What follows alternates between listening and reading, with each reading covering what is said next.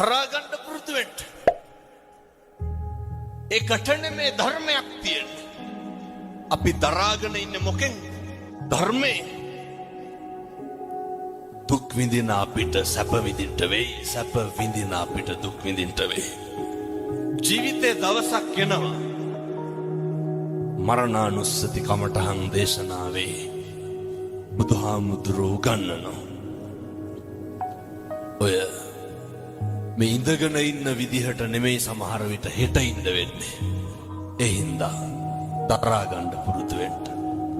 අර මතකද දැන් අවුරුදු 2ක් විතර ඇති දක්ෂ ව්‍යාපාරිකයෙක් තාත්තා කෙනෙක් කෝටි ගාණක බිස්නස් එකකට එළියට බැස්සා. බහින්නකොට ගෙදර හිටපු පොඩි එකා ගල් කැටයක් අරගෙන කාර් එකේ අතුල්ලනවා. තාත්තා ඩිකිය ඇරලා ඩිකියට දැම්මේ බ්‍රීෆ් කේස් එක. ඩිකිය තිබ්බා වීල් බ්‍රෂ් එක. පොඩි එකා ගල් කැටෙන් අතුල්ලනවා කාර් එක. කේන්තිය කොච්චර ආවද කියනවනම් අර වීල් බ්‍රෂ් එක අරගෙන කොල්ලට ගැහුවා. දමලා ගැහුවා. පොඩි එකා කරන සමහරක් දේවල් දිහා බලලා සතුටු වෙලා නැද්ද තාත්තා? එහෙමනේ. ප්‍රතිරූප ගොඩ නගන්න එපා. මේ වචනේ නම් කියන්න පුළුවන් පැය 4ක් විතර. මේව හරි මධ්‍යස්ථ වෙන්න. දුකක් ඇති වෙනවා නම් පින්නතුනේ, ප්‍රශ්නයක් ඇති වෙනවා නම් මැදිහත් නොවීමේ නිසා නෙමෙයිද? අර පොඩි එකා මොකක්ද අර කාර් එකේ ඇඳලා තිබ්බේ? කොල්ල ගල් කැටයක් අරගෙන කාර් එකේ ලියලා තිබ්බා. මම මගේ තාත්තට ගොඩක් ආදරෙයි කියලා. පුරුදු වෙන්න ඉවසන්න. තප්පර 30ක් ඉවසලා බෙල්ල හරවලා බැලුවට නම් ගහයිද ගල් කැටේ වීල් බ්‍රෂ් එකේ? මම මගේ තාත්තට ආදරෙයි කියලා ලියලා තිබ්බේ. ජීවිතේ ඉවසලා බැරිම තැනක් යනවනේ. ඔතන දිවසන්ට මේක හෙට ඉඳන් ප්‍රගුණ කරන්න. මේවා ප්‍රගුණ කරන්න කල් දාන්න එපා. ගෙදර ඉන්නකොට ස්වාමියාට බනින්න කලින්, බිරිඳට බනින්න කලින්, දරුවන්ට බනින්න කලින් දෙපාරක් හිතන්න. මම පල්ලෙ කැලේ බණකට වැඩියා බන්ධනාගාරේ. අවුරුදු 22ක විතර තරුණයෙක්. අඬලා වැඳලා කිව්වා, හාමුදුරුවනේ එළියට ගිහිල්ලා මේක කියන්න. කියන්නලු කවදාවත් අනුන් හින්දා. අපි කාට හරි ගැහුවොත් අනුන්ට ගහන්නේ නේ. විඳවන්නේ කවුද? අපි. පුරුදු වෙන්නලු එක විනාඩියක් ඉවසන්න. බන්ධනාගාර අධිකාරිවරයෙක් ලිපියක් ලියනවා. මරණ දඬුවමට උරුමකම් කියන හිරකාරයෝ 100ක් කරගෙන අහන්න හේතුව විදිහට මොකක්ද කියන්නේ? මහත්තයෝ එක විනාඩියක් ඉවසපු නැති එක. එක විනාඩියක් ඉවසුවා නම් මොකද වෙන්නේ? පිහියෙන් අනිත් වෙඩි තියයිද? බෙල්ල කපයිද? නැහැ. අම්මේ තාත්තේ පුරුදු වෙන්න. මේකක්වත් අපිට ඕන විදිහට වෙන්නේ නැහැ. බුදුරුන් කොහොමද පැහැදිලි කරේ? අචින්තිතම්පි භවති චින්තිතම්පි විනස්සති. මේ ලෝකේ කවදාවත් හිතන දේ වෙන්නේ නැහැ. වෙන දේ හිතා ගන්නත් බෑ. එහෙම නෙමෙයිද? ඕක අපි දන්නවනේ. මොකක්ද අපි කියලා මේ ලෝකෙ වෙන්නේ? මේක හැම එකක්ම වෙනස් වෙනවා. නැත්ද? මොකක්ද වෙනස් වෙන්නේ නැත්තේ? දරුවෝ වෙනස් වෙනවා. කියනවා නේද? බැඳ ගමන් පවුල් දෙදරනවා කියලා. ඒක මේකේ හැටි. මේ ලෝකේ හැම එකක්ම වෙනස් වෙනවා නම් අපි නඩත්තු කරන අපේ ළඟම තියෙන වස්තුව මොකක්ද? අපේ ඇඟ, අපේ ශරීරය නේ. ඒ කෙස් දෙක වෙනස් වෙන්නේ නැද්ද? මම මේ කියන්නේ බාහිරයේ පැත්තකින් තියලා අපිට ඕන විදිහට ඕක තියාගන්න පුළුවන්. කවුද අර ඇමරිකාවේ පොප් ගායකයා අවුරුදු 100කට විතර වැඩියෙන් ඉන්න හිටියේ? Michael Jackson. මොනවාද ජැක්සන්ට තිබ්බ අඩුපාඩු? අපිට දැන් මොකක් හරි වුණොත් හික්කඩුවට උඩරම යන්න තියෙනවා. අය මොකද නව ලෝකෙට යන්නේ? ඔය තියෙන එක දාගෙන යන මයිකල් ජැක්සන් මොනවාද නොතිබ්බේ? ඇගේ හැම කොටසක්ම ගබඩා කරලා තිබ්බනේ. දක්ෂ පක්ෂකම් තියෙන වෛද්‍යවරු 24 පැය සූදානම්ෙන් හිටියා. මරුනේ නැත්ද? අපි ගැන කවර කතාවද? කොරෝනා තිබ්බනේ නේ. මහරජා මරුනේ නැත්ද? මොකද සල්ලි නැතුව? මංගල සමරවීර මහත්තයා තට්ටප්පර සල්ලිකාරයෝ මරුනේ නැත්ද? ගම්වල අපිට තිබ්බේ දෙතුන් පාර හොදපු මාස්ක් එක විතරයි. කම්මං දල්හං කින්ති කරෝමි. කර්මය දැඩි වුණාම හැම එකක්ම මේක වෙනස් වෙනවා. මතක තියාගන්න. තල්ල කඩි කාලා මිනිස්සු මැරෙනවා, නයි කාලා බේරෙනවා. එහෙමයි. අපේ කියලා අපි තියාගෙන හිටපු අපේ මේ ශරීරය මේක දවසක් එනවා. අර බුදුහාමුදුරුවෝ ගන්නන්නේ මගේ නිකන් ටැග්ලයින් එක වගේ තියෙන්නේ අත්තාහි අත්තනෝ නැති.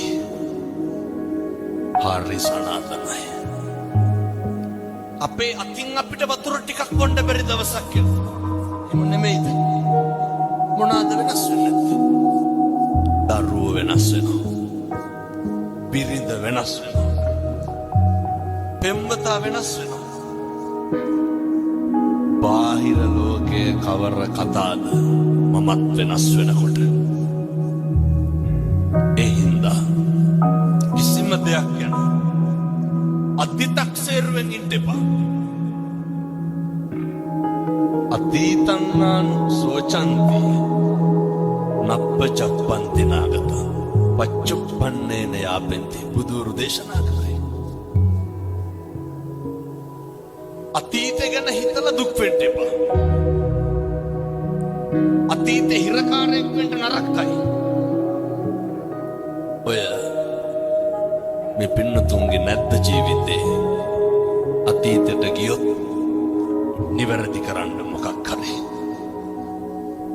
සමහර පින්නතුන් කියනවා නේද ඔය දැන් නම් හාමුදුරනේ කරන්න දෙයක් නැතිකමට ඉන්නේ කියලා. දරුවෝ හින්දා ඉන්නේ කියලා කියන්නේ අම්මලා සේර මොළු වනනවා.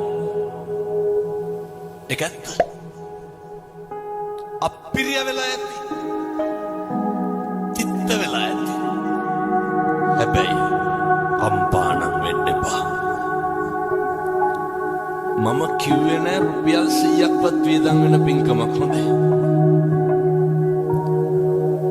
අතීතේ තියාගමු. දැන් අර වාහනේ සයිඩ් කන්නඩියෙන් මොකද කරන්නේ? ඒක බලාගෙන ඉස්සරහටද යන්නේ පස්සටද යන්නේ?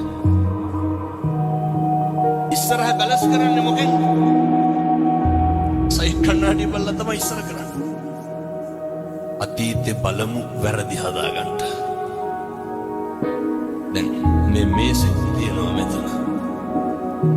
ඇන ටිකක් අරගෙන ගහගෙන යනවා. මට ඕනේ මේ මේසෙට ඇන ගහන කඩතොළු කරන ඇන ගහනකොට මොකද වෙන්නේ? කඩතොළු වෙනවා. කඩතොළු නවත්තන්න ඕනේ.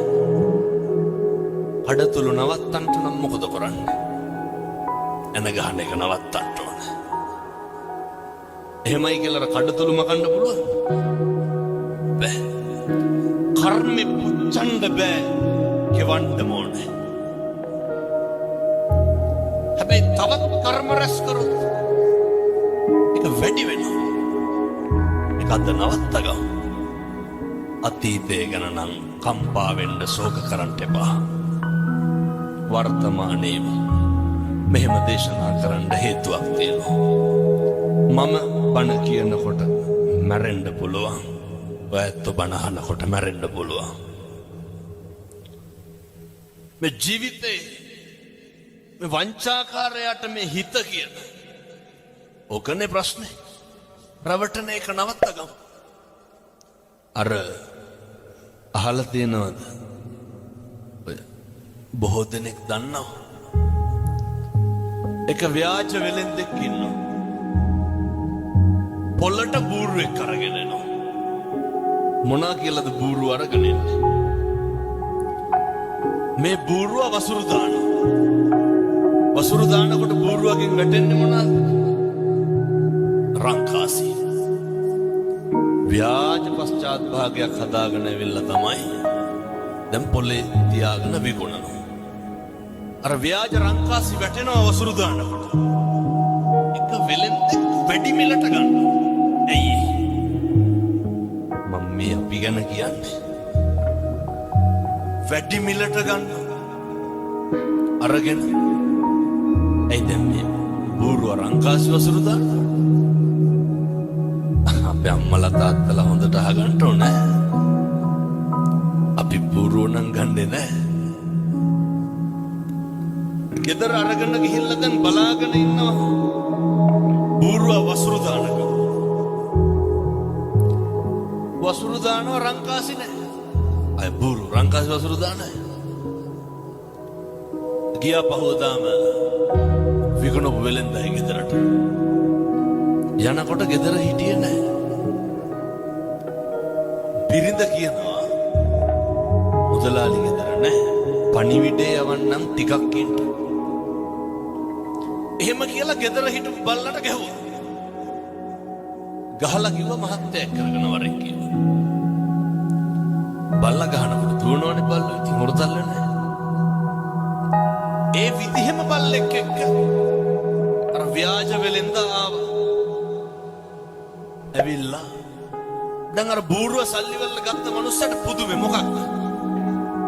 මේ පණිවිඩ කියන බල්ලෝ ඉන්නවා. දැන් අර යකාට බූරුව අමතක වුණා. දැන් මොකේද පොරකන්නේ? අපිමයි. දැන් පොරකනවා බල්ලා ගන්න. හැරිලා බැලුවොත් නරකද අතීතේ. එකපාරක් මදිද රැවටුණා. මේ හිත කියන වංචාකාරයා. බල්ලා සල්ලි වලට අරගෙන යනවා ගෙදර. ඉන්දීලා බිරිඳට කියනවා මම කියන විදිහටම කියන්නද? තමුසේ ආයෙත් ඕනේ මං හොයන්න. බල්ලට ගහලා පණිවිඩේ කියනවා. බිරිඳ පහුවදා මොකද කරේ? උමනාවකට බල්ලට ගහලා පණිවිඩ කියනයි. බල්ලා දිව්ව යන්නේ. දැන් පහදන්න බෑ. පහෝදා 25ක් 30ක් විතර ආවා. ගෙදර ගියා මුදලාලි. ඒත් අර ව්‍යාජ වෙලෙන්ද ගෙදර නැහැ. ඊට පස්සේ ටිකකින් ආවා. ආපු ගමන් ව්‍යාජ වෙලෙන්ද බිරිඳගෙන් අහනවා. ඇයි මේ මිනිස්සුන්ට සංග්‍රහ කරේ නැත්තේ? අර මිනිස්සු ආවේ දැන් වෙලෙන්ද උස්සගෙන යනවා. මරන්න.